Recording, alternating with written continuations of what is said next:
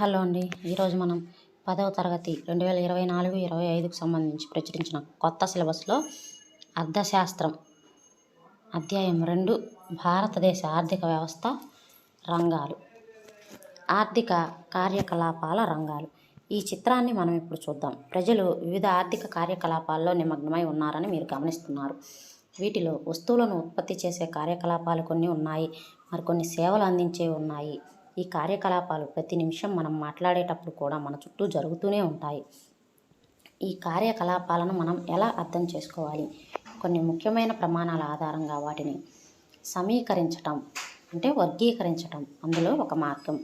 ఈ వర్గాలను రంగాలు అంటారు. మనం వివిధ రకాల ఆర్థిక కార్యకలాపాలను చూడటం ద్వారా మొదలు పెడదాం. సహజ వనరులను నేరుగా ఉపయోగించడం ద్వారా చేపట్టే కార్యకలాపాలు అనేకం ఉన్నాయి. ఉదాహరణకి పత్తి సాగునే తీసుకోండి. ఇది ఒక పంట కాలంలోనే జరుగుతుంది. పత్తిని పెంచడానికి పూర్తిగా కాకపోయినా ప్రధానంగా వర్షపాతం, సూర్యరశ్మి, శీతోష్ణ స్థితి వంటి సహజ కారకాలపై ఆధారపడతాము. ఈ కార్యకలాప వస్తువు అయిన పత్తి ఒక సహజ ఉత్పత్తి. అదేవిధంగా పాల ఉత్పత్తి వంటి కార్యకలాపాల్లో మనం జంతువుల యొక్క జీవ సంబంధ ప్రక్రియలపై, పశువుల మేత లభ్యతపై ఆధారపడతాము. ఇక్కడ ఉత్పత్తి అయిన పాలు కూడా సహజమైన ఉత్పత్తే. అదేవిధంగా ఖనిజాలు, ధాతువులు కూడా సహజ ఉత్పత్తులే. సహజ వనరులను వినియోగించుకోవడం ద్వారా మనం వస్తువును ఉత్పత్తి చేసినప్పుడు అది ప్రాథమిక రంగ కార్యకలాపం అవుతుంది. చూడండి, నోట్ చేసుకోండి. ఇక్కడ సహజ వనరులను వినియోగించడం ద్వారా వస్తువులను ఉత్పత్తి చేస్తే అది ప్రాథమిక రంగానికి చెందిన కార్యకలాపం అవుతుంది.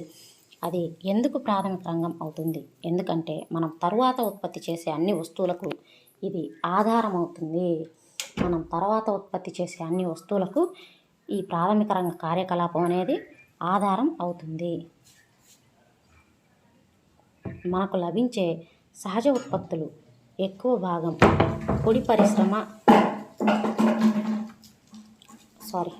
పరిశ్రమ, ఎక్కువ భాగం వ్యవసాయం, పాడి పరిశ్రమ, చేపలు పట్టడం, అటవీ రంగం నుండి వస్తాయి. కాబట్టి ఈ రంగాన్ని వ్యవసాయం మరియు వ్యవసాయానుబంధ రంగం అని కూడా పిలుస్తారు. మనం పారిశ్రామిక కార్యకలాపాలతో అనుసంధానించే ఉత్పాదక మార్గాల ద్వారా సహజ ఉత్పత్తులను ఇతర రూపాలకు మార్చే కార్యకలాపాలన్నీ ద్వితీయ రంగం కిందకు వస్తాయి. చూడండి, ప్రాథమిక రంగంలో వచ్చిన ఉత్పత్తులని ఆధారంగా చేసుకొని వాటితో మనం కొత్త ఉత్పత్తుల్ని అంటే ఆ ఉత్పత్తుల్ని ఇతర రూపాల్లోకి మారిస్తే, ప్రాథమిక రంగంలోని ఉత్పత్తులను ఇతర రూపాల్లోకి మారిస్తే అవి ద్వితీయ రంగం కిందకి వస్తాయి. ఇవి ప్రాథమిక రంగం యొక్క తదుపరి దశ. ఈ వస్తువును ప్రకృతి ఉత్పత్తి చేయదు, దీన్ని తయారు చేయాలి. అందుచేత కొంత ఉత్పాదక ప్రక్రియ అవసరం.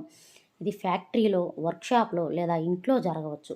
ఉదాహరణకు పత్తి మొక్క నుండి వచ్చే పత్తిని ఉపయోగించి మనం నూలు ఉడికి వస్త్రాన్ని నేస్తాము. చెరుకును ముడిసరుకుగా వాడి చక్కెర లేదా బెల్లాన్ని తయారు చేస్తాము. మనం మట్టిని ఇటుకలుగా మార్చి ఆ ఇటుకలతో ఇల్లు మరియు భవనాలు నిర్మిస్తాము. ఏర్పాటైన వివిధ రకాల పరిశ్రమలతో ఈ రంగం క్రమంగా అనుసంధానం కావడం ప్రారంభించింది. కాబట్టి దీనిని పారిశ్రామిక రంగం అని కూడా పిలుస్తారు. చూడండి, ద్వితీయ రంగాన్ని పారిశ్రామిక రంగం అని కూడా పిలుస్తారు.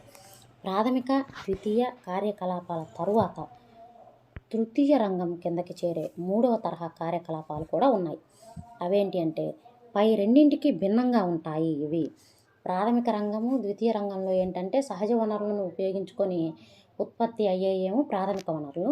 ఈ ఉత్పత్తి అయిన ప్రాథమిక వనరులు వేరే రూపంలోకి మార్చగలిగితే మనం కొంత శక్తిని ఉపయోగించి వేరే రూపంలోకి మారిస్తే అవి ద్వితీయ రంగం కిందకి చేర్చాము. ఆ తర్వాత తృతీయ రంగం అనేది ప్రాథమిక, ద్వితీయ రంగాలకు రెండింటికి భిన్నమైనది. ఇవి పై రెండింటికి భిన్నంగా ఉంటాయి. ఇవి ప్రాథమిక, ద్వితీయ రంగాల అభివృద్ధికి సహాయపడే కార్యకలాపాలు. ప్రాథమిక రంగానికి, ద్వితీయ రంగానికి రెండిటి అభివృద్ధికి ఇవి సహాయపడతాయంట. ఈ కార్యకలాపాలు తమంతట తాముగా వస్తువును ఉత్పత్తి చేయవు, కానీ ఉత్పత్తి ప్రక్రియకు సహాయం లేదా మద్దతుగా ఉంటాయి. ఉదాహరణకు, ప్రాథమిక లేదా ద్వితీయ రంగంలో ఉత్పత్తి అయిన వస్తువులను ట్రక్కులు లేదా రైళ్ల ద్వారా రవాణా చేసి తర్వాత టోకు మరియు చిల్లర దుకాణాల్లో విక్రయించాల్సి ఉంటుంది. కొన్నిసార్లు వీటిని గోదాముల్లో నిల్వ చేయడం తప్పనిసరి అవుతుంది. ఉత్పత్తి వ్యాపారానికి తోడ్పడటానికి ఇతరులతో టెలిఫోన్ ద్వారా మనం మాట్లాడవలసి రావచ్చు, లేదా ఉత్తరాలు పంపవలసి రావచ్చు, లేదా బ్యాంకుల నుండి డబ్బును అప్పుగా తీసుకోవలసి రావచ్చు. రవాణా, నిల్వ, సమాచారము, బ్యాంకింగ్, వ్యాపారం. చూడండి, ఇక్కడ లిస్ట్ ఇచ్చాడు. రవాణా, మనం ఉత్పత్తి చేసిన వస్తువులను ఒక చోట నుంచి ఇంకొక చోటకి తీసుకొని వెళ్ళటము, అలాగే అవసరం లేనప్పుడు ఉన్న వస్తువుల్ని నిల్వ చేయటము, ఇక్కడ ఉన్నాయి, ఇక్కడ ఇంత రేటు ఉందనే సమాచారం అందించటము, డబ్బు అప్పుగా తీసుకోవటానికి కానీ అప్పు ఇవ్వటానికి కానీ బ్యాంకింగ్, వ్యాపారం వంటివన్నీ తృతీయ రంగానికి ఉదాహరణలు. ఈ కార్యకలాపాలు వస్తువుల కంటే సేవలను ఉత్పత్తి చేస్తాయి. వస్తువులను ఉత్పత్తి చేయవు కానీ సేవను ఉత్పత్తి చేస్తాయి. అందుకని దీన్ని సేవా రంగం అని కూడా పిలుస్తారు. ద్వితీయ రంగాన్నేమో పారిశ్రామిక రంగం అని, తృతీయ రంగాన్నేమో సేవా రంగం అని పిలుస్తారు. వస్తువుల ఉత్పత్తిలో నేరుగా సహాయపడని కొన్ని ముఖ్యమైన సేవలు కూడా సేవా రంగంలో ఉన్నాయి. ఉదాహరణకు, ఉపాధ్యాయులు, వైద్యులు మరియు వ్యక్తిగత సేవలు అందించే బట్టలు ఉతికేవారు, జుట్టు కత్తిరించేవారు, చెప్పులు కుట్టుకునేవారు, న్యాయవాదులు, పరిపాలన మరియు అకౌంటింగ్ పనులు చేసేటటువంటి వారు మనకు అవసరం. ఇటీవల కాలంలో సమాచార సాంకేతికతపై ఆధారపడే కొన్ని కొత్త సేవలు ఇంటర్నెట్ కేఫ్, ఏటీఎం బూత్లు, కాల్ సెంటర్లు, సాఫ్ట్వేర్లు మొదలైనవి ప్రధానంగా మారాయి. చూడండి, ఇవన్నీ సేవారంగం కిందకే వస్తున్నాయి. ఏమేంటి? ఇక్కడ మనుషులు చేసే పనులు, ఉపాధ్యాయులు కానీ, వైద్యులు కానీ, బట్టలు ఉతికేవారు కానీ, జుట్టు కత్తిరించేవారు కానీ, చెప్పులు కుట్టేవారు కానీ, వీళ్ళంతా చేసేది సేవే. అలాగే ఇప్పుడు కాలం మారింది కదా, సాంకేతికంగా అయితేనేమో ఇంటర్నెట్ కేఫ్లు, ఏటీఎం బూతులు, కాల్ సెంటర్లు, సాఫ్ట్వేర్ కంపెనీలు, ఇవన్నీ కూడా సేవారంగం కిందకే వస్తున్నాయి. ఒక ఆర్థిక కార్యకలాపాలను 3 వేరువేరు వర్గాలుగా వర్గీకరించినప్పటికీ అవి చాలా మటుకు ఒకదానిపై ఒకటి ఆధారపడి ఉంటాయి. మనం ఇప్పుడు కొన్ని ఉదాహరణలు చూద్దాం. ఉదాహరణ, రైతు ఒక నిర్దిష్ట చక్కెర మిల్లుకు చెరుకును విక్రయించడానికి నిరాకరిస్తే ఏం జరుగుతుందో ఊహించండి. మిల్లును మూసివేయాల్సి ఉంటుంది. ప్రాథమిక రంగంపై ద్వితీయ లేదా పారిశ్రామిక రంగం ఆధారపడి ఉండటానికి ఇది ఒక ఉదాహరణ. చూడండి, 3 వేరువేరు వర్గాలుగా వర్గీకరించినప్పటికీ అవి చాలా మటుకు ఒకదానిపై మరొకటి ఆధారపడి ఉంటాయి. ఇప్పుడు ప్రాథమిక రంగమైనటువంటి చెరుకు పండించే రైతు ఉన్నాడు. ఆయన ద్వితీయ రంగంలో చక్కెర ఫ్యాక్టరీకి నేను చెరుకుని ఇవ్వను అన్నాడు. అప్పుడు చక్కెర తయారు చేయటం కుదురుతుందా? కుదరదు. అప్పుడు ఫ్యాక్టరీని మూసేయాలి. మూసేస్తే ఏం జరిగిద్ది? ద్వితీయ రంగం పడిపోయిద్ది. ద్వితీయ రంగం నుంచి తృతీయ రంగం కూడా పడిపోతుంది. అంటే ఇప్పుడు చక్కెర ఉత్పత్తి చేస్తేనే కదా దాన్ని రవాణా చేయటం, ఎగుమతులు, దిగుమతులు ఇలాంటివన్నీ. అందుకని ఈ 3 వేరువేరుగా వర్గీకరించిన ఇవి ఒకదానిపై ఒకటి ఆధారపడి ఉంటాయి. కంపెనీలు భారతీయ మార్కెట్ నుండి పత్తిని కొనుగోలు చేయకూడదని నిర్ణయించుకొని ఇతర దేశాల నుండి తమకు అవసరమైన పత్తిని దిగుమతి చేసుకుంటే పత్తి సాగుకి ఏం జరుగుతుందో ఊహించండి. భారతదేశంలో పత్తి సాగు తక్కువ లాభదాయకంగా మారుతుంది. రైతులు త్వరగా ఇతర పంటలకు మారకపోతే దివాలా కూడా తీయవచ్చు. పత్తి ధరలు తగ్గిపోతాయి. అవును, అలాగే ఇది ద్వితీయ రంగం. చూడండి, దిగుమతులు, ఎగుమతులు ఇవన్నీ తృతీయ రంగం. వీళ్ళు నిరాకరిస్తే వ్యవసాయ రంగం, ప్రాథమిక రంగం మీద ఆ ఎఫెక్ట్ పడింది. అలాగే ట్రాక్టర్లు, పంపు సెట్లు, విద్యుత్తు, పురుగు మందులు, ఎరువులు వంటి అనేక వస్తువులను రైతును కొనుగోలు చేస్తారు. ఎరువు లేదా పంపు సెట్ల ధరలు పెరిగితే ఏం జరుగుతుందో ఊహించండి. రైతులకు సాగు ఖర్చు పెరిగి వారి లాభాలు తగ్గుతాయి. అంటే వాళ్ళు తర్వాత పంటలకి అప్పులు చేయాల్సి వస్తుంది. అదేవిధంగా వ్యవసాయం చాలామంది దీంట్లో ఏం మిగలట్లేదని వ్యవసాయం అనుకునే అవకాశాలు కూడా ఉంటాయి. పారిశ్రామిక సేవా రంగాల్లో పనిచేసే ప్రజలకు ఆహారం అవసరం. రవాణాదారులకు లారీలు గ్రామీణ ప్రాంతాల నుండి కూరగాయలు, పాలు మొదలైన వాటిని తీసుకురావడానికి నిరాకరించి సమ్మె చేస్తే ఏం జరుగుతుందో ఊహించండి. పట్టణ ప్రాంతాల్లో ఆహార కొరత ఏర్పడుతుంది. అదేవిధంగా రైతులు తమ ఉత్పత్తులను అమ్ముకోలేరు. రంగాలు ఒకదానిపై ఒకటి ఎలా ఆధారపడి ఉన్నాయో చూపించడానికి పై పట్టికను పూర్తి చేయండి అన్నాడు. తర్వాత కింది పేర్కొన్న వృత్తులను ప్రాథమిక, ద్వితీయ మరియు తృతీయ రంగాలుగా వర్గీకరించండి. బట్టలు కుట్టేవారు, బుట్టలు అల్లేవారు వీళ్ళిద్దరూ తృతీయ రంగానికి చెందినవారు. పూల సాగు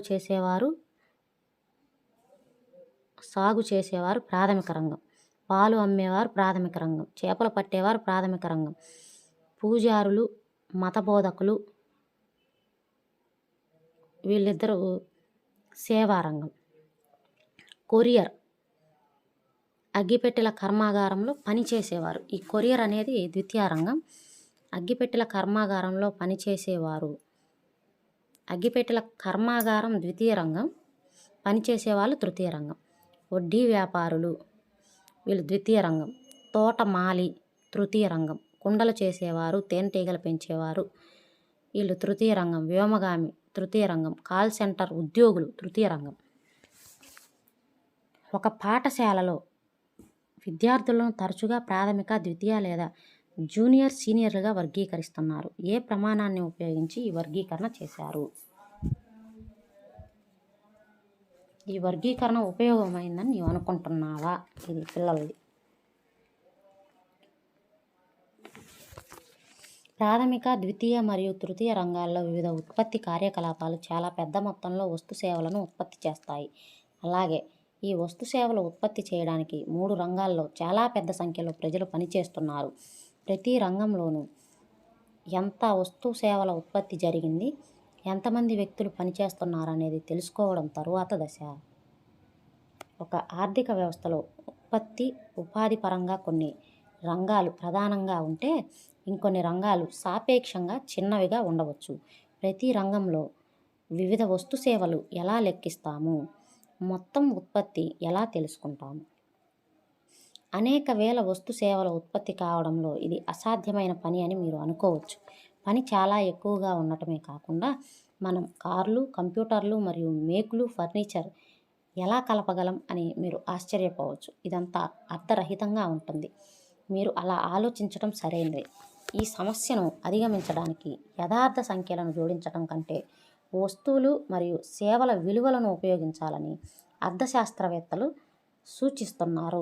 ఉదాహరణకు 10,000 కిలోల గోధుమలు కిలో 20 రూపాయల చొప్పున అమ్మితే దాని విలువ 2 లక్షలు అవుతుంది.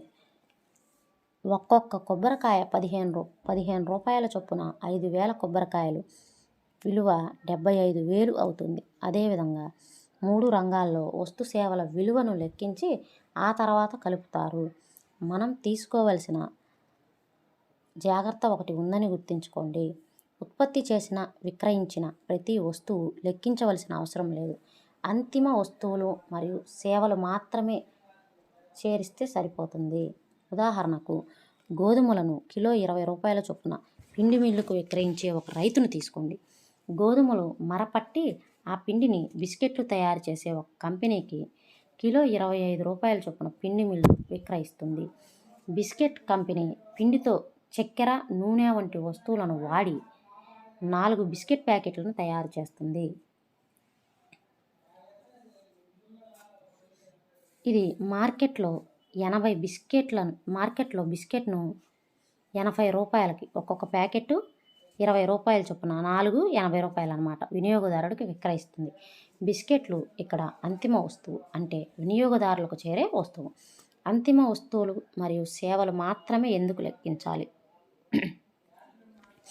ఉదాహరణలో గోధుమలు, గోధుమ పిండి వంటి మాధ్యమిక వస్తువులు అంతిమ వస్తువులు కావు. అంతిమ వస్తు సేవల ఉత్పత్తి చేయడంలో మాధ్యమిక వస్తువులను ఉపయోగిస్తారు.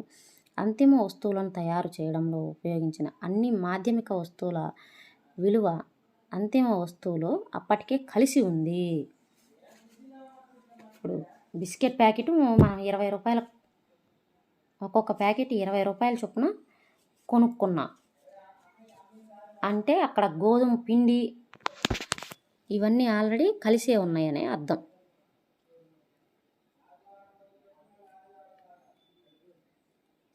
బిస్కెట్ల విలువ 80 రూపాయలు, పిండి విలువ 25 రూపాయలు, అప్పటికే కలిసి ఉంది. అదేవిధంగా అన్ని మాధ్యమిక వస్తువుల విలువను కలుపుతారు. పిండి మరియు గోధుమల విలువను విడివిడిగా లెక్కించడం సరికాదు.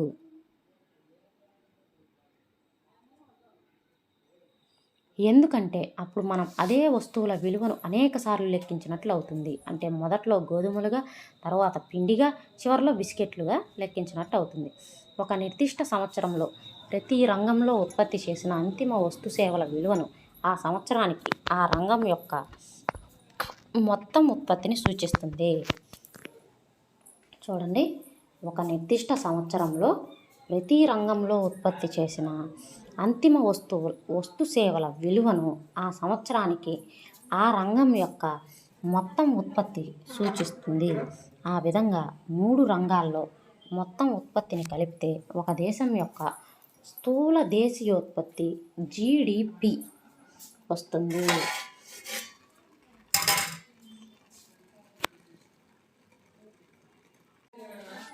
ఇది ఒక దేశంలో ఒక సంవత్సర కాలంలో ఉత్పత్తి చేసిన అన్ని అంతిమ వస్తు సేవల విలువలను సూచిస్తుంది.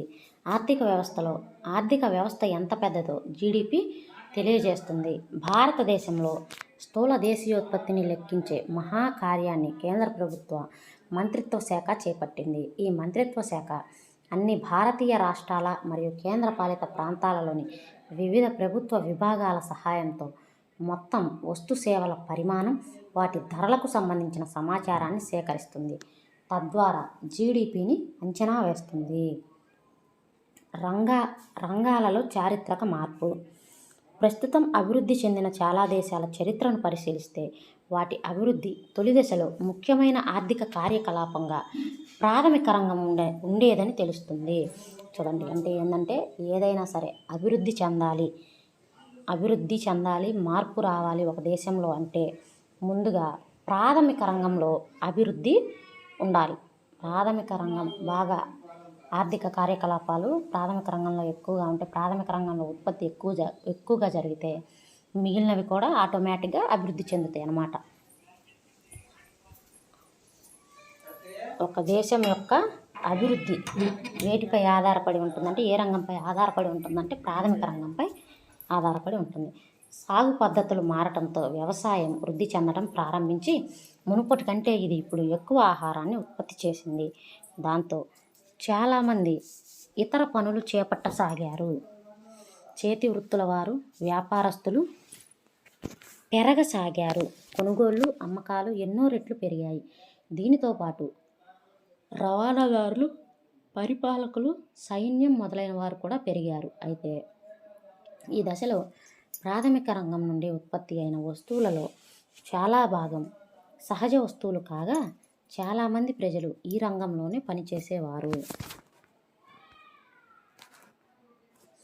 దీర్ఘకాలంలో 100 సంవత్సరాలకు పైగా ప్రత్యేకించి కొత్త ఉత్పాదక పద్ధతులు ప్రవేశపెట్టడంతో కర్మాగారాలు ఏర్పడి విస్తరించసాగాయి. ఇంతకుముందు పొలాల్లో పనిచేసే వాళ్ళు ఇప్పుడు పెద్ద సంఖ్యలో కర్మాగారాల్లో పనిచేయడం మొదలుపెట్టారు. మీరు చరిత్ర అధ్యయనాల్లో చదివినట్లయితే వారు అలా చేయవలసి వచ్చింది. కర్మాగారాల్లో తక్కువ ధరలకు ఉత్పత్తి అయిన అనేక వస్తువులను ప్రజలు ఉపయోగించడం ప్రారంభించారు. మొత్తం ఉపాధిలో ద్వితీయ రంగం క్రమంగా అత్యంత ముఖ్యమైనదిగా మారింది. ఈ విధంగా కాలక్రమంలో మార్పు సంభవించి అంటే రంగాల ప్రాముఖ్యత మారింది. గడిచిన 100 సంవత్సరాల్లో అభివృద్ధి చెందిన దేశాలలో ద్వితీయ రంగం నుండి తృతీయ రంగానికి మార్పు జరిగింది. మొత్తం ఉత్పత్తి పరంగా సేవా రంగం అత్యంత ముఖ్యమైనదిగా మారింది. చాలామంది శ్రామిక ప్రజలు కూడా సేవా రంగంలో పనిచేస్తున్నారు. ఈ రకమైన సాధారణ శైలిని మనం అభివృద్ధి చెందిన దేశాల్లో గమనించవచ్చు. భారతదేశంలో 3 రంగాలలో మొత్తం ఉపాధి ఎంత? అభివృద్ధి చెందిన దేశాల్లో జరిగిన శైలిలో దీర్ఘకాలంలో ఇక్కడ కూడా మార్పులు జరిగాయా? వచ్చే విభాగంలో మనం పరిశీలిద్దాం.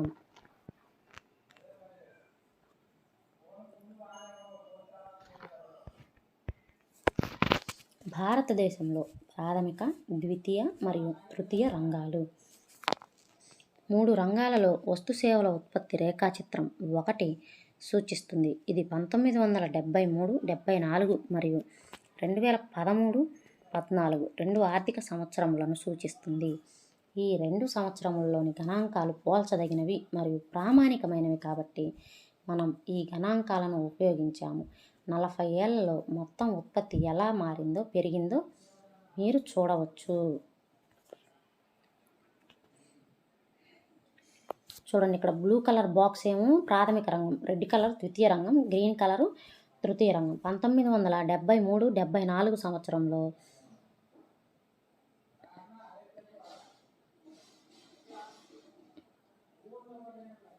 క్రోర్స్లో ఇచ్చాడు. ఇక్కడ ఇన్ క్రోర్స్ అన్నాడు. ప్రాథమిక రంగము, ద్వితీయ రంగము, తృతీయ రంగము మొత్తం కలిపి కూడా 500 కోట్ల నుంచి 500 కోట్ల కన్నా కొంచెం ఎక్కువ ఉంది. తర్వాత ఇక్కడ 2013, 14కి వచ్చేసరికి పెరిగింది.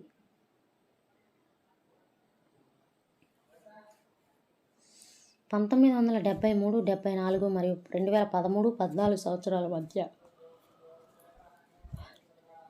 3 రంగాల్లో ఉత్పత్తి పెరిగింది. అయితే తృతీయ రంగంలో ఇది చాలా ఎక్కువగా ఉంది. ఫలితంగా 2013, 14 సంవత్సరం నాటికి తృతీయ రంగం ప్రాథమిక రంగ స్థానాన్ని ఆక్రమించి భారతదేశంలో అతి పెద్ద ఉత్పత్తి రంగంగా మారింది. తృతీయ రంగం భారతదేశంలో ఎందుకు అంత ముఖ్యమైనదిగా మారుతున్నది? దీనికి అనేక కారణాలు ఉండవచ్చు. మొదటిది, ఏ దేశంలోనైనా ఆసుపత్రులు, విద్యాసంస్థలు, పోస్ట్ మరియు టెలిగ్రామ్ సేవలు, పోలీస్ స్టేషన్లు, కోర్టులు, గ్రామ పరిపాలనా సంస్థలు, నగరపాలక సంస్థలు, రక్షణ, రవాణా, బ్యాంకు, బీమా ఇవన్నీ అవసరం. వీటిని ప్రాథమిక సేవలుగా పరిగణించవచ్చు. అభివృద్ధి చెందుతున్న దేశంలో ప్రభుత్వం ఈ సేవలను అందించే బాధ్యత తీసుకోవాలి. అభివృద్ధి చెందుతున్న దేశంలో ప్రభుత్వం ఈ సేవలను అందించే బాధ్యత తీసుకోవాలి. రెండవది, వ్యవసాయం మరియు పరిశ్రమల అభివృద్ధి. మనం ఇప్పటికే గమనించినట్లుగా రవాణా, వ్యాపారం, గిడ్డంగులు మరియు అటువంటి సేవల అభివృద్ధికి దారితీస్తుంది. ప్రాథమిక, ద్వితీయ రంగాల అభివృద్ధి ఎక్కువయ్యే కొద్దీ అటువంటి సేవలకు మరింత గిరాకీ పెరుగుతుంది. మూడవది, ఆదాయ స్థాయి పెరిగే కొద్దీ కొన్ని వర్గాల ప్రజలు బయట తినటం, పర్యాటకం, షాపింగ్, ప్రైవేట్ ఆసుపత్రులు, ప్రైవేట్ పాఠశాలలు, వృత్తిపరమైన శిక్షణ మొదలైన చాలా సేవలను కోరుకోవడం ప్రారంభిస్తారు. మీరు నగరాల్లో, ముఖ్యంగా పెద్ద నగరాల్లో ఈ మార్పును చాలా బాగా చూడవచ్చు. నాలుగవది, గత దశాబ్ద కాలంగా సమాచార మరియు ప్రసార సాంకేతిక పరిజ్ఞానంపై ఆధారపడిన కొన్ని కొత్త సేవలు ముఖ్యమైనవిగా, అత్యవసరమైనవిగా మారాయి. ఈ సేవల ఉత్పత్తి చాలా వేగంగా పెరుగుతూ ఉంది. అధ్యాయం 4లో కొత్త సేవలకు ఉదాహరణలు మరియు వాటి యొక్క విస్తరణలకు గల కారణాలను మనం చూస్తాము. అయినప్పటికీ సేవా రంగంలో అన్ని రంగాలు సమానంగా అభివృద్ధి చెందడం లేదని మీరు గుర్తుంచుకోవాలి. భారతదేశంలో సేవా రంగం అనేక రకాల వ్యక్తులకు ఉపాధిని కల్పిస్తుంది. ఒకవైపు అధిక నైపుణ్యం కలిగిన మరియు విద్యావంతులైన కార్మికులను నియమించే సేవల పరిమితి సంఖ్యలో ఉన్నాయి. మరోవైపు చిన్న దుకాణదారులు, మరమ్మతులు చేసేవారు, రవాణా చేసే వ్యక్తులు మొదలైన సేవలలో నిమగ్నమైన కార్మికులు చాలా పెద్ద సంఖ్యలో ఉన్నారు. ఈ వ్యక్తులు వీటిపై ఆధారపడి జీవనోపాధిని పొందలేరు. అయినప్పటికీ వారి సేవలను అందిస్తారు, ఎందుకంటే వారికి ప్రత్యామ్నాయ ఉపాధి అవకాశాలు అందుబాటులో లేవు. అందువల్ల ఈ రంగంలో ఒక భాగానికి మాత్రమే ప్రాముఖ్యత పెరుగుతున్నది. దీని గురించి మీరు తదుపరి విభాగంలో మరింత చదువుతారు. ఎక్కువ మంది ఎక్కడ ఉపాధి పొందుతున్నారు? స్థూల దేశీయోత్పత్తిలో 3 రంగాల శాతాన్ని రేఖాచిత్రం 2 తెలియజేస్తుంది. ఇప్పుడు మీరు గత 40 సంవత్సరాల్లో ఈ రంగాల యొక్క మారుతున్న ప్రాముఖ్యతను నేరుగా చూడవచ్చు. చూడండి 77, 78లో ప్రాథమిక రంగం ఎక్కువగా ఉంది. ద్వితీయ రంగం 11%, తృతీయ రంగం 18% ఉంటే 2017, 18కి వచ్చేసరికి ప్రాథమిక రంగం 44%కి పడిపోయింది.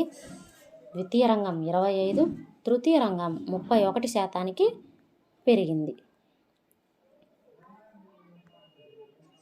భారతదేశంలో చెప్పుకోదగ్గ వాస్తవం ఏమిటంటే స్థూల దేశీయోత్పత్తిలో 3 రంగాల్లో మార్పు స్పష్టంగా ఉన్నప్పటికీ ఉపాధిలో అలాంటి మార్పు జరగలేదు.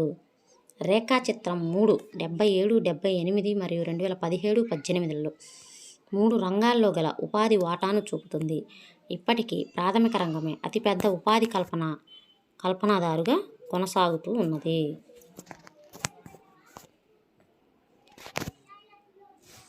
ఈ కాలంలో పారిశ్రామిక ఉత్పత్తి లేదా వస్తువుల ఉత్పత్తి 9 రెట్లు పెరిగినప్పటికీ పరిశ్రమల్లో ఉపాధి సుమారు 3 రెట్లు మాత్రమే పెరిగింది. అదేవిధంగా ఇది తృతీయ రంగానికి కూడా వర్తిస్తుంది. సేవా రంగంలో ఉత్పత్తి 14 రెట్లు పెరిగినప్పటికీ ఉపాధి దాదాపు 5 రెట్లు పెరిగింది. ఫలితంగా దేశంలో సగానికి పైగా కార్మికులు ప్రాథమిక రంగంలో ప్రధానంగా వ్యవసాయ రంగంలో పనిచేస్తున్నారు. స్థూల దేశీయోత్పత్తిలో ప్రాథమిక రంగం 6వ వంతు మాత్రమే ఉత్పత్తి చేస్తున్నది. దీనికి విరుద్ధంగా ద్వితీయ మరియు తృతీయ రంగాలు మిగిలిన ఉత్పత్తిని అందిస్తున్నాయి. అయితే అవి సగం కంటే తక్కువ మందికి ఉపాధి కల్పిస్తున్నాయి. అంటే వ్యవసాయంలో పనిచేసే కార్మికులు తమ శక్తి మేరకు ఉత్పత్తి చేయడం లేదని దీని అర్థమా?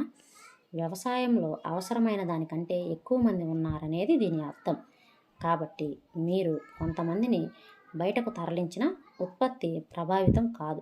మరొక మాటలో చెప్పాలంటే వ్యవసాయ రంగంలోని కార్మికులు అల్ప ఉపాధిని పొందుతున్నారు. ఉదాహరణకు లక్ష్మి అనే ఒక చిన్న రైతును తీసుకుందాం. ఆమెకు కేవలం వర్షాధారమైన సాగునీటి వసతి లేని 2 హెక్టార్ల భూమి ఉంది. ఆమె జొన్న, కందులు వంటి పంటలు పండిస్తుంది. ఆమె కుటుంబంలో 5 సభ్యులు సంవత్సరమంతా అందులోనే పనిచేస్తారు. ఎందుకు? వాళ్లకు పనిచేయడానికి వేరే పని లేదు. ఎవరూ ఖాళీగా లేకుండా అందరూ పనిచేస్తున్నట్లుగా మీరు గమనిస్తారు. కానీ వాస్తవానికి వారి శ్రామిక కృషి విభజించబడుతుంది. ప్రతి ఒక్కరూ ఏదో ఒక పని చేస్తున్నారు, కానీ ఎవరు పూర్తి స్థాయిలో ఉపాధిని పొందలేదు. ఇది అల్ప ఉపాధి యొక్క పరిస్థితి. అంటే ఇక్కడ అందరూ పని చేస్తున్నట్టే ఉంటుంది, కానీ ఎవరు పూర్తి స్థాయిలో వాళ్ళ పూర్తి సామర్థ్యాన్ని ఉపయోగించి పని చేయడానికి తగ్గట్టుగా పని ఉండదు. వాళ్ళు చేయలేరని కాదు, ఇక్కడ పనే ఉండదు. 5 2 ఎకరాల భూమిలో సంవత్సరం అంతా పని చేస్తున్నారు. మామూలుగా అయితే 2 సరిపోతారు. వాళ్ళకి ఏదైనా పని ఉంటే మిగిలిన 3 ఇంకో పని చూసుకుంటే ఇంకొక ఆదాయం వాళ్ళకి వచ్చిద్దనమాట. కానీ అక్కడ వాళ్ళకి చేయటానికి పని లేదు కాబట్టి అందులోనే తలా కొంచెం పనిని పంచుకుంటున్నారు. పని లేక స్పష్టంగా నిరుద్యోగిగా కనపడే వారికి విరుద్ధంగా ఈ రకమైన అల్ప ఉపాధి అనేది ఎవరికీ కనపడదు. అందుకే దీన్ని ప్రచ్ఛన్న నిరుద్యోగం అని అంటారు. చూడండి, ప్రచ్ఛన్న నిరుద్యోగం అంటే అల్ప ఉపాధి. అతను పని చేయడానికి పూర్తి స్థాయిలో పని ఉండదు. అలాగని అతను ఖాళీగా ఉంటాడా అంటే ఖాళీగా కూడా ఉండడు. కాబట్టి దీన్ని ప్రచ్ఛన్న నిరుద్యోగం అంటారు. ఇప్పుడు సుఖ్రామ్ అనే ఒక భూస్వామి ఈ కుటుంబంలో ఒకరిద్దరిని తన భూమిలో పనిచేయడానికి పెట్టుకున్నాడు అనుకున్నాం. దీనివల్ల లక్ష్మీ కుటుంబానికి వేతనాల ద్వారా అదనపు ఆదాయం సమకూరుతుంది. వాళ్ళకున్న తక్కువ భూమిలో 5 పని చేయవలసిన అవసరం లేదు. 2 బయటకు వెళ్ళి పనిచేయడం వలన వారి ఉత్పత్తి దెబ్బతినదు. పై ఉదాహరణలో 2 పరిశ్రమల్లో పనిచేయడానికి కూడా వెళ్ళి ఉండవచ్చు. తద్వారా కుటుంబ సంపాదన పెరుగుతుంది. వారి భూమి నుండి వారు అంతే ఉత్పత్తి చేయగలరు. భారతదేశంలో లక్ష్మీ లాంటి రైతులు లక్షల మంది ఉన్నారు. దీని అర్థం వ్యవసాయ రంగం నుండి చాలామందిని తొలగించి వారికి తగిన పని వేరే చోట కల్పించిన వ్యవసాయ ఉత్పత్తి ప్రభావితం కాదు. అంటే ఇప్పుడు కుటుంబంలో వ్యవసాయం చేసే కుటుంబంలో 2 3 వ్యవసాయ పనికి కేటాయించి మిగిలిన 1 లేదా 2 వాళ్ళకి వేరే ఉపాధిని కల్పించినా సరే మన వ్యవసాయ ఉత్పత్తి సంవత్సరానికి 100 క్వింటాలు మిరపకాయలు అయ్యేదైతే ఆ 100 క్వింటాల్లో ఏమాత్రం తేడా రాదు అని ఇక్కడ అర్థం.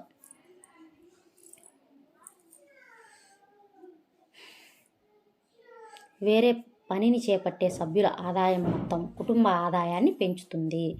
ఈ రకమైన అల్ప ఉపాధి ఇతర రంగాల్లో కూడా ఏర్పడవచ్చును. ఉదాహరణకు పట్టణ ప్రాంతాల్లో సేవా రంగంలో రోజు కూలీ కోసం వెతుక్కునే దినసరి కార్మికులు వేలాదిగా ఉన్నారు. వారు రంగులు వేసేవారుగా, నీటి పైపుల పని చేసేవారుగా, మరమ్మతులు చేసేవారుగా ఉపాధి పొందగా ఇంకొందరు చిన్నా చితగా పనులు చేస్తున్నారు. వీళ్ళల్లో చాలామందికి ప్రతిరోజు పని దొరకదు. అదేవిధంగా సేవా రంగంలో కొందరు బండిని తోసుకుంటూ లేదా ఏదైనా అమ్ముకుంటూ ఉండే వాళ్ళను మనం చూస్తూ ఉంటాము. వారు రోజంతా ఆ పని చేస్తారు, కానీ చాలా తక్కువగా సంపాదిస్తారు. మెరుగైన అవకాశాలు లేనందున వీరు ఈ పనులు చేస్తున్నారు.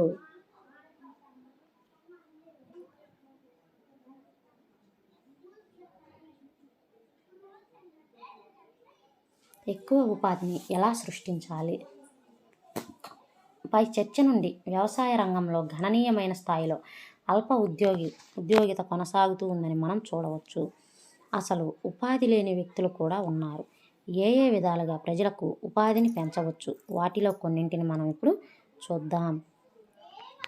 2 హెక్టార్ల సాగునీటి సదుపాయం లేని భూమి గల లక్ష్మి విషయమే తీసుకోండి.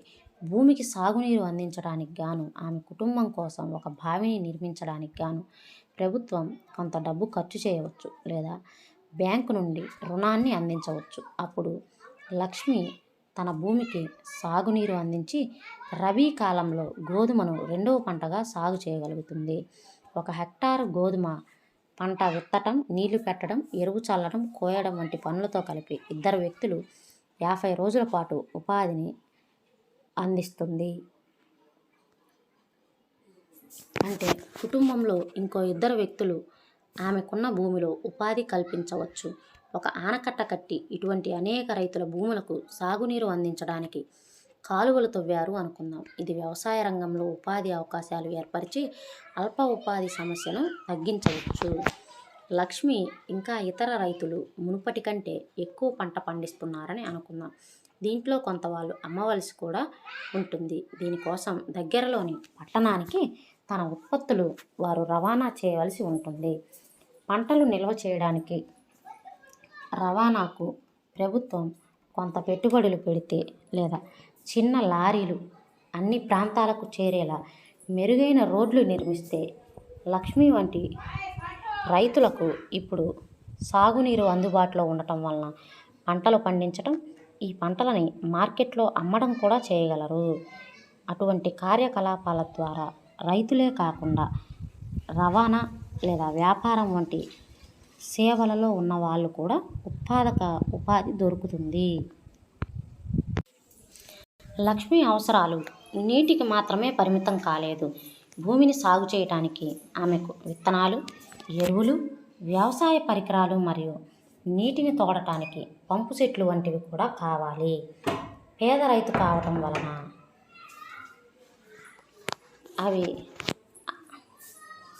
ఆమె వీటిల్లో చాలా వాటిని కొనుక్కోలేదు. కాబట్టి ఆమెకు వడ్డీ వ్యాపారస్తుల వద్ద నుంచి అప్పు చేయవలసి ఉంటుంది. దీనికి అధిక వడ్డీ చెల్లించవలసి ఉంటుంది. స్థానిక బ్యాంకు సరసమైన వడ్డీకి సకాలంలో అప్పు అందించగలిగితే వీటన్నింటినీ ఆమె సకాలంలో కొనుక్కొని భూమిని సాగు చేయగలుగుతుంది. అంటే వ్యవసాయాన్ని అభివృద్ధి చేయాలంటే సాగునీటితో పాటు రైతులకు తక్కువ వడ్డీకి వ్యవసాయ పరపతి అందించవలసి ఉంటుంది. ఈ అవసరాలలో కొన్నింటిని గురించి మనం 3వ అధ్యాయం ద్రవ్యం మరియు పరపతిలో చూద్దాం. కొంచెం పెద్ద గ్రామాల్లో చాలామందికి ఉపాధి కల్పించేలా పరిశ్రమలు, సేవలను గుర్తించి ప్రోత్సహించి మరియు అక్కడ స్థాపించేలా చూడటం ఈ సమస్యను పరిష్కరించడానికి గల మరొక మార్గం. ఉదాహరణకు చాలామంది రైతులు కందిపప్పులు, శనగలు పండించాలని అనుకోవచ్చు. వీటిని కొనుగోలు చేసే, ప్రాసెస్ చేసే పట్టణ ప్రాంతాల్లో అమ్మడానికి పప్పు మిల్లు స్థాపించడం ఒక ఉదాహరణ. శీతల గిడ్డంగులు ప్రారంభించడం వలన బంగాళదుంపలు, ఉల్లి వంటి ఉత్పత్తులు నిల్వ చేసుకొని ధర పెరిగినప్పుడు వాటిని అమ్ముకోగల అవకాశం రైతులకు కలుగుతుంది. అటవీ ప్రాంతాలకు దగ్గరగా ఉన్న గ్రామాల్లో తేనె సేకరణ కేంద్రాలు ప్రారంభించవచ్చు. అటవీ తేనెను రైతులు అక్కడకు తెచ్చి అమ్మగలరు.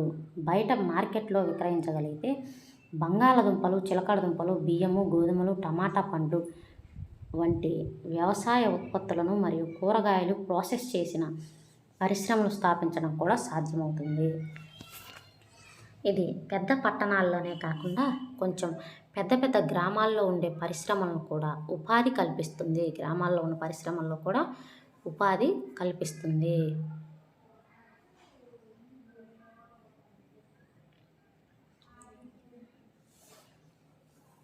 ఉన్నవారు ఇంట్లో ఉంటున్నారు లేదా వీరిలో చాలామంది బాల కార్మికులుగా పనిచేస్తూ ఉండవచ్చు.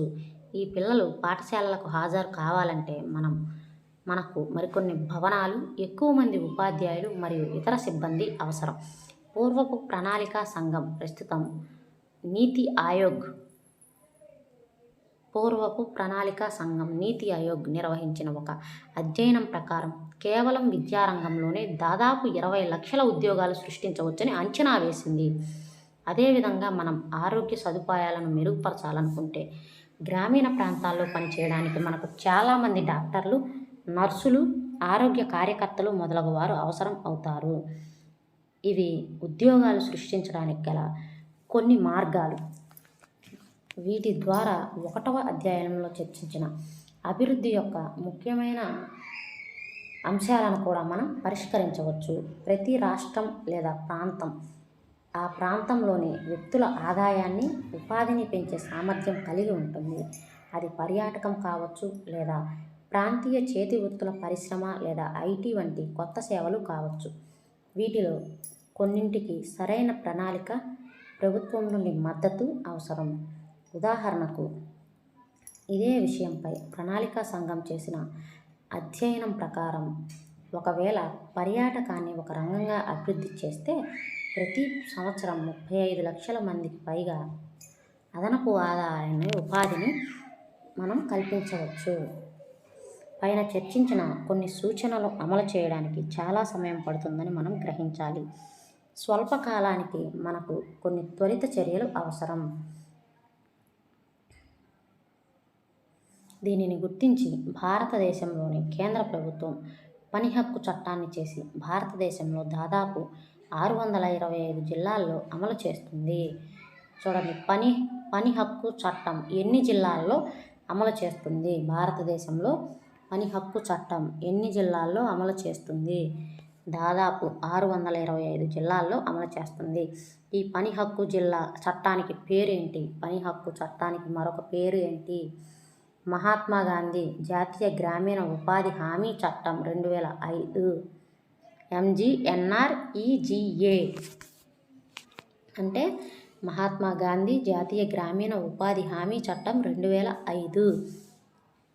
ఈ పథకం కింద గ్రామీణ ప్రాంతాల్లో చేయగలిగిన పని అవసరమైన వారందరికీ ఏడాదిలో 100 రోజుల పాటు ఉపాధి ప్రభుత్వ హామీ ఇస్తుంది.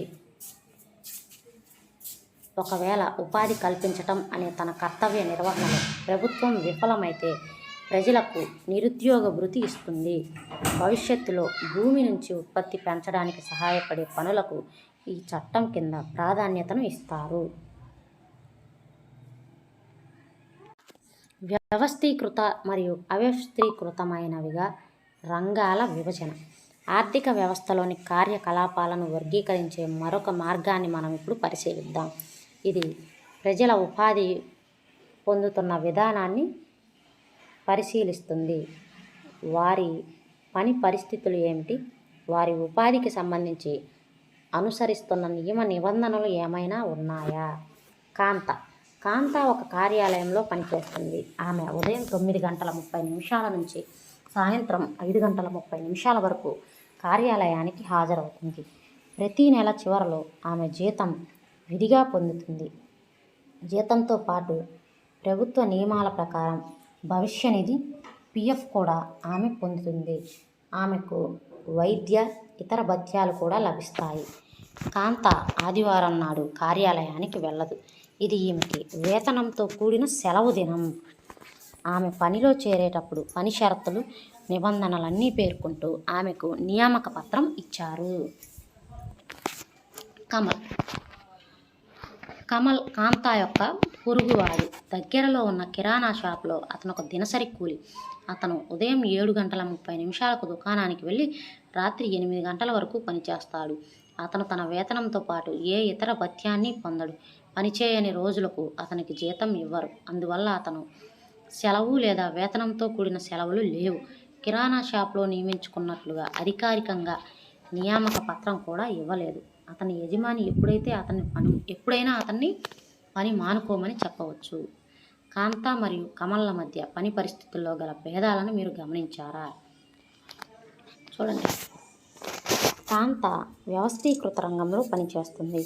ఉపాధి షరతు విధిగా ఉండే ప్రజలు పని భద్రతను కల్పించే సంస్థలు లేదా పని ప్రదేశాలని వ్యవస్థీకృత రంగం కిందకు వస్తాయి.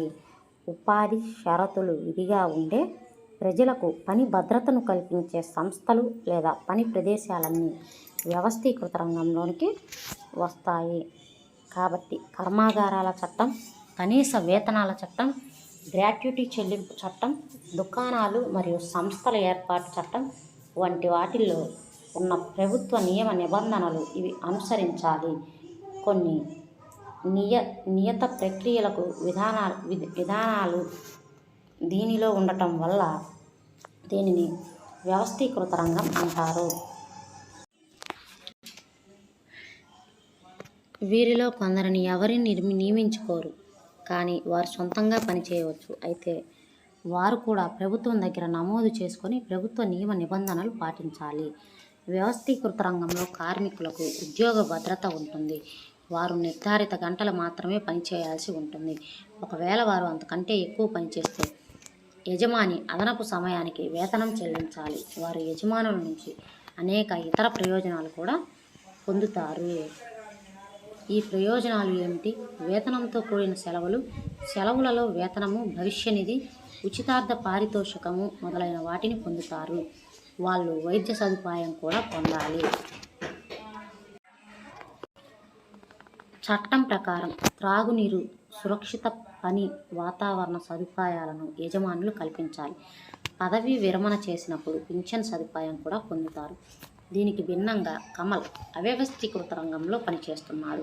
చాలా మటుకు ప్రభుత్వ నియంత్రణలు లేని చిన్న వికీర్ణ సంస్థలు ఉండటం అనేది అవ్యవస్థీకృత రంగ లక్షణాలు.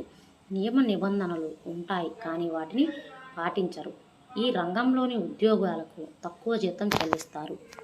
ఉద్యోగాలు అనియతమైనవిగా ఉంటాయి. అదనపు పనికి అదనపు వేతనం, వేతనంతో కూడిన సెలవులు, అనారోగ్య సెలవు దినాలు వంటివి కూడా ఉండవు. ఉపాధికి భద్రత ఉండదు. కారణం లేకుండా ప్రజలను పని నుండి వైదొలగమని చెప్పవచ్చు. కొన్ని కాలాల్లో పని తక్కువగా ఉన్నప్పుడు కొందరిని పని నుంచి వైదొలగమనవచ్చును. ఇది యజమానుల యొక్క ఇష్టాలపై ఆధారపడి ఉంటుంది. వీధిలో సరుకులు అమ్మడం లేదా మరమ్మతులు చేయడం వంటి చిన్న ఉద్యోగాలు చేస్తూ సొంతంగా ఉపాధి కల్పించుకున్న వాళ్ళు ఈ రంగంలో పెద్ద సంఖ్యలో ఉన్నారు. అదేవిధంగా స్వయం ఉపాధి పొందే రైతులు వారికి కావలసినప్పుడు కూలీలను పనిలో పెట్టుకుంటారు.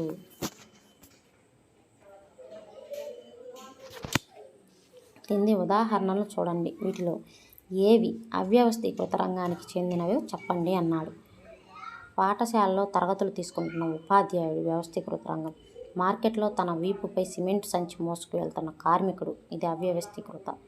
నీరు పెడుతున్న రైతు, తన పొలానికి నీరు పెడుతున్న రైతు వ్యవస్థీకృతే. రోగికి వైద్యం చేస్తున్న ఆసుపత్రిలోని వైద్యుడు వ్యవస్థీకృత. గుత్తేదారు దగ్గర పనిచేస్తున్న దినసరి వేతన శ్రామికుడు అవ్యవస్థీకృత. ఒక పెద్ద కర్మాగారంలో పనిచేయడానికి వెళుతున్న ఒక కర్మాగార శ్రామికుడు వ్యవస్థీకృత. తన ఇంట్లో పనిచేసే ఒక చేనేత శ్రామికుడు వ్యవస్థీకృత. తన పొలానికి నీరు పెడుతున్న రైతు అవ్యవస్థీకృత రంగం. ఎందుకంటే తనకి ఫిక్స్డ్ శాలరీ కానీ, డిఏలు కానీ, బెనిఫిట్స్ కానీ ఏమీ లేవు. అలాగే తన ఇంట్లో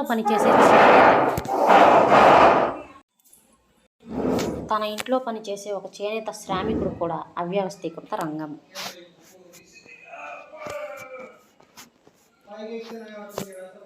అవ్యవస్థీకృత రంగంలోని కార్మికులను ఎలా రక్షించాలి? వ్యవస్థీకృత రంగంలోని ఉద్యోగాలను అందరూ కోరుకుంటున్నారు, కానీ ఈ రంగంలో ఉద్యోగ అవకాశాలు చాలా నెమ్మదిగా పెరుగుతున్నాయి. అవ్యవస్థీకృత రంగంలో అనేక వ్యవస్థీకృత రంగ సంస్థలు కూడా సాధారణంగా కనబడతాయి. వారు పన్నులు ఎగ్గొట్టడానికి, కార్మికులను రక్షించే చట్టాలను అనుసరించకుండా నిరాకరించడానికి ఇటువంటి వ్యూహాలను అవలంబిస్తారు. ఫలితంగా చాలా తక్కువ జీతం ఇచ్చే అవ్యవస్థీకృత రంగ ఉద్యోగాల్లోకి పెద్ద సంఖ్యలో కార్మికులు ప్రవేశించేలా చేస్తున్నారు. వారిని తరచూ దోచుకుంటున్నారు. వారికి సరైన వేతనం చెల్లించరు. వారి సంపాదన చాలా తక్కువ, అది కూడా విధిగా ఉండవు. ఆ ఉద్యోగాలు సురక్షితం కాదు. ఇతర సదుపాయాలు కూడా ఉండవు.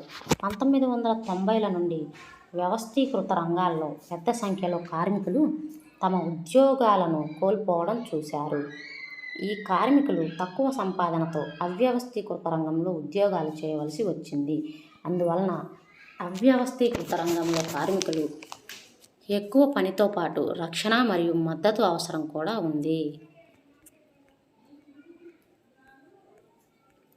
రక్షణ అవసరమైన ఈ బాధిత ప్రజలందరూ ఎవరు? గ్రామీణ ప్రాంతాల్లో భూమి లేని వ్యవసాయ కూలీలు, చిన్న ఉపాంత రైతులు, కౌలుదారులు, చేతి వృత్తుల వారు, చేనేత, కమ్మరి, వడ్రంగి, కంసాలి ఇలాంటి వారు అవ్యవస్థీకృత రంగంలో ఉన్నారు. భారతదేశంలో గ్రామీణ ప్రాంతాల్లో సుమారు 80% మంది కుటుంబాలు చిన్న ఉపాంత రైతుల కిందకు వస్తాయి. ఇటువంటి రైతులకు సకాలంలో విత్తనాలు, వ్యవసాయ ఉత్పాదకాలు, రుణ సదుపాయాలు, నిల్వ సౌకర్యాలు, విక్రయ కేంద్రాలు వంటి వాటి ద్వారా మద్దతును అందించాలి.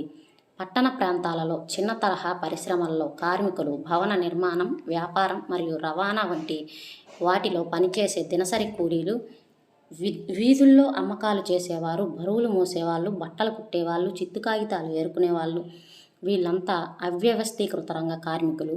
ముడిసరుకు కొనుగోలుకు, ఉత్పత్తులు అమ్ముకోవడానికి చిన్న తరహా పరిశ్రమలు కూడా వాటికి కూడా ప్రభుత్వ మద్దతు కావాలి. పట్టణ, గ్రామీణ ప్రాంతాల్లో దినసరి కూలీలను రక్షించాల్సిన అవసరం ఉంది. షెడ్యూల్డ్ కులాలు, తెగలు మరియు వెనుకబడిన తరగతులకు చెందిన అధిక శాతం కార్మికులు అవ్యవస్థీకృత రంగంలో ఉండటం మనం గమనించవచ్చు. రోజు పని దొరకకపోవటం, తక్కువ వేతనం పని పొందడమే కాకుండా ఈ కార్మికులు సామాజిక వివక్షతను కూడా ఎదుర్కొంటారు. ఈ కారణాల వల్ల అవ్యవస్థీకృత రంగ కార్మికుల ఆర్థిక, సామాజిక అభివృద్ధికి రక్షణ మద్దతు అవసరం.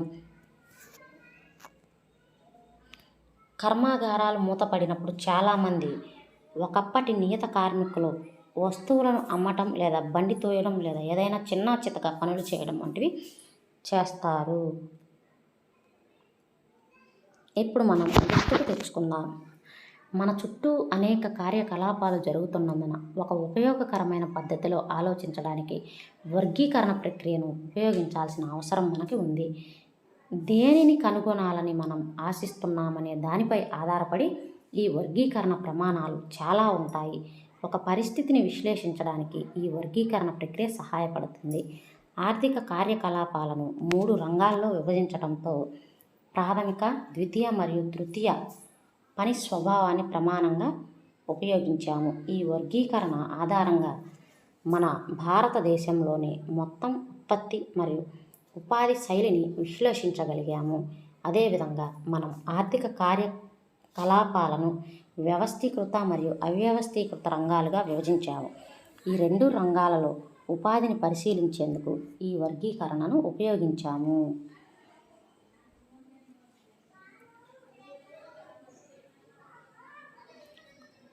ఆస్తులకు యజమాని ఎవరు, సేవలు అందించడంలో ఎవరు బాధ్యత వహిస్తున్నారనే దాని ఆధారంగా ఆర్థిక కార్యకలాపాలను 2 రకాలుగా వర్గీకరించే మరొక పద్ధతి ఉంది.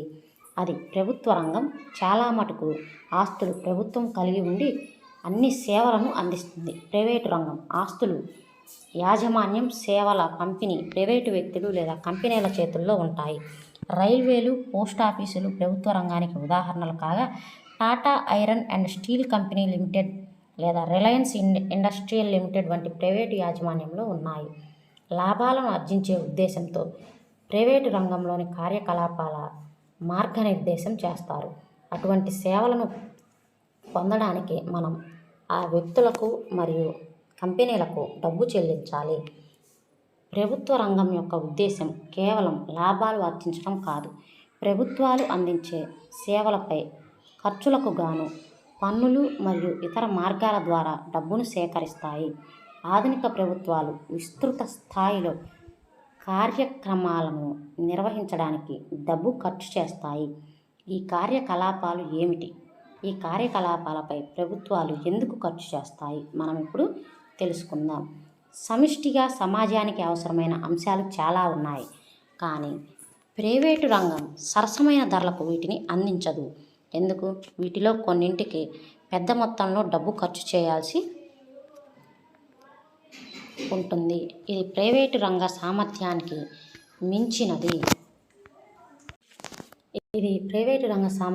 మించినది. అలాగే ఈ సౌకర్యాలను వినియోగించుకునే వేలాది మంది నుంచి డబ్బును వసూలు చేయడం అంత సులువు కాదు. వారు ఈ వస్తువులను అందించినప్పటికీ వాటిని వాడుకున్నందుకు అధిక రేటు వసూలు చేస్తారు.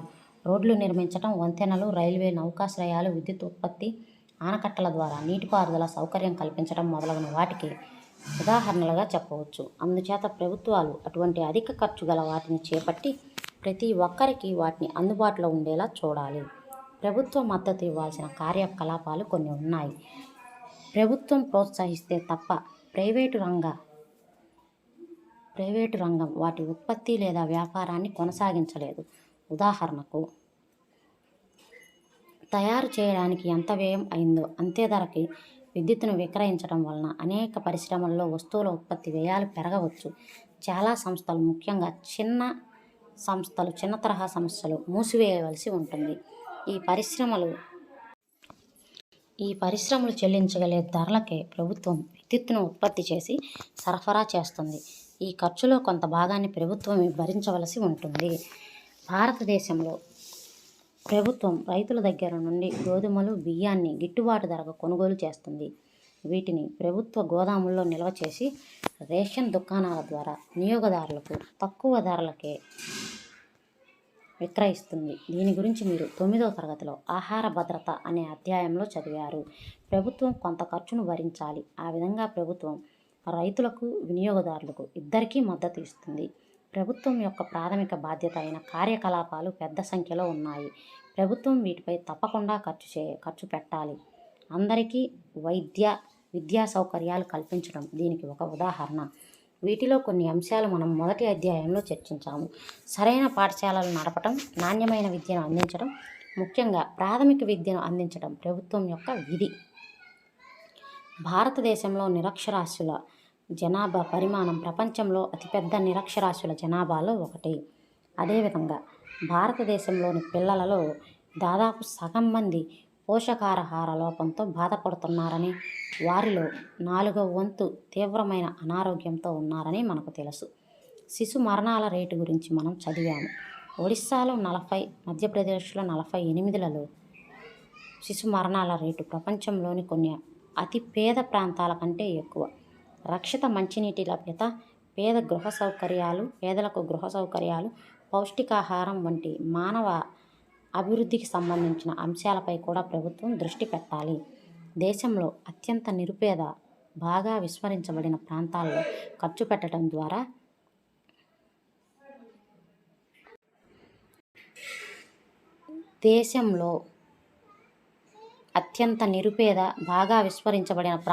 ఖర్చు పెంచడం ద్వారా అలాంటి ప్రాంతాల పట్ల శ్రద్ధ వహించడం కూడా ప్రభుత్వం యొక్క బాధ్యతే. చూడండి, ఆర్థిక కార్యకలాపాలు కొన్ని అర్థమైన వర్గాలుగా వర్గీకరించే మార్గాలను ఈ అధ్యాయంలో మనం పరిశీలించాం. ఒక పనిని ప్రాథమిక, ద్వితీయ లేదా తృతీయ రంగాల్లో దేనికి సంబంధించి అని పరిశీలించడం దీనికి ఒక మార్గం.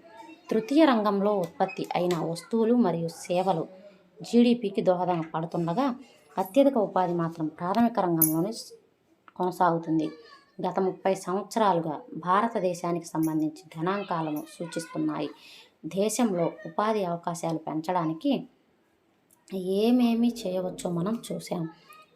ప్రజలు వ్యవస్థీకృత రంగంలో పనిచేస్తున్నారా లేదా అవ్యవస్థీకృత రంగంలో పనిచేస్తున్నారా అని పరిగణలోకి తీసుకోవడం మరొక వర్గీకరణ.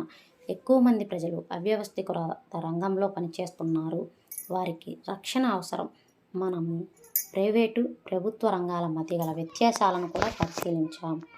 కొన్ని విషయాల పట్ల దృష్టి పెట్టడం ప్రభుత్వ కార్యకలాపాలకు ఎందుకు ముఖ్యమో మనం పరిశీలించాం. ఉత్పత్తితో సమానంగా సేవా రంగంలో ఉపాధి పెరిగింది. డాష్ రంగంలో కార్మికులు వస్తువులను ఉత్పత్తి చేయరు. తృతీయ రంగంలో డాష్ రంగంలో అధిక శాతం కార్మికులకు ఉద్యోగ భద్రత ఉంటుంది.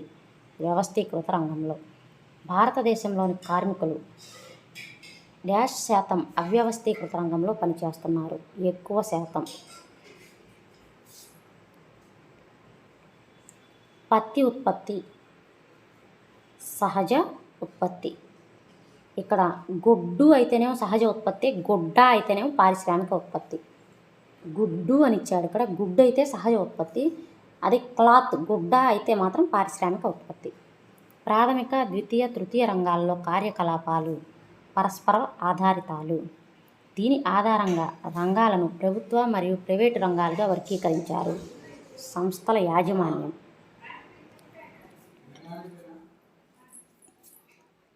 సహజ ప్రక్రియ ద్వారా ఎక్కువగా డాష్ రంగంలో వస్తువులను ఉత్పత్తి చేస్తారు.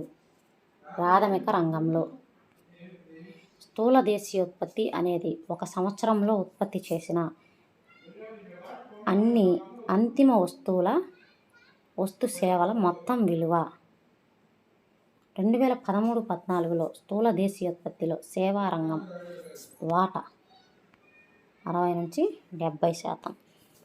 Thank you for watching. Video నచ్చినట్లయితే లైక్ చేయండి, షేర్ చేయండి, అలాగే మన ఛానల్ని సబ్స్క్రైబ్ చేసుకోండి.